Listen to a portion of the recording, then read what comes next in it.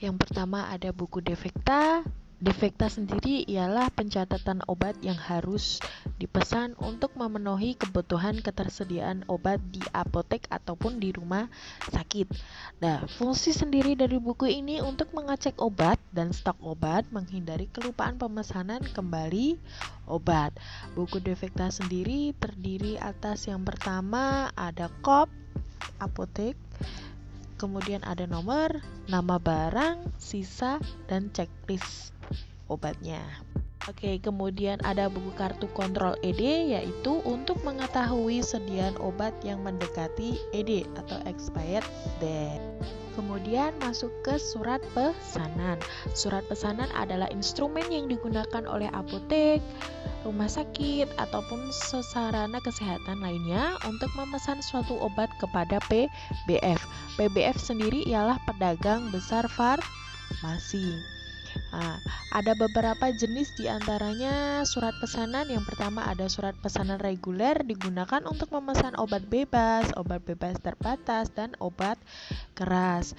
Yang kedua ada surat pesanan narkotika, digunakan untuk memesan obat golongan narkotika.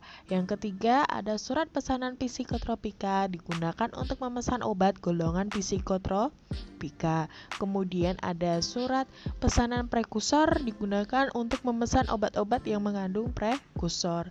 Kemudian ada surat pesanan obat-obatan tertentu, digunakan untuk memesan obat-obat yang mengandung golongan obat-obat tertentu.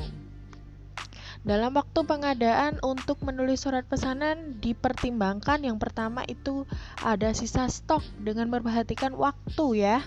Kemudian yang kedua ada kapasitas sarana penyimpanan atau rak penyimpanan di rumah sakit apotek ya. Kemudian yang ketiga ada waktu tunggu. Nah, surat pesanan sendiri terdiri dari apa aja? Nomor, nama bahan, jumlah, dan keterangan. Kemudian ditulis kepada PBF siapa dan dilanjutkan meminta tanda tangan untuk apoteker pengelola apotek. Kartu pembelian dilanjutkan ya.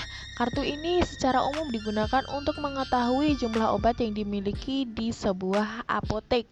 Kartu ini berisi apa aja? Yang pertama ada nomor, tanggal pemesanan obat, kemudian nomor SP surat pesanan, kemudian ada PBF dari mana, nama barang, jumlah barang, satuan, harga kesepakatan, dan status kedatangan. Nah, setelah kita mengecek di buku defekta dan buku kartu kontrol ED dan kita sudah menerima obat dari PBF, kemudian dilanjutkan dengan kartu penerimaan barang. Pemeriksaan sediaan farmasi yang dilakukan sendiri ialah meliputi yang pertama ada kondisi kemasan termasuk segel obat, label atau penandaan dalam keadaan yang baik. Yang kedua ada kesesuaian nama, bentuk, kekuatan sediaan obat, isi kemasan, antara arsip surat pesanan dengan obat yang diterima. Kemudian terdiri dari kebenaran nama produsen, nama pemasok, nama obat, jumlah bentuk, kekuatan sediaan obat, dan isi kemasan. Kemudian ada nomor batch dan tanggal kadaluarsa.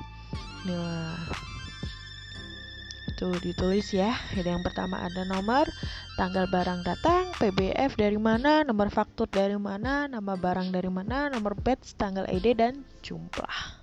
Nah, kita masuk ke buku perhitungan harga.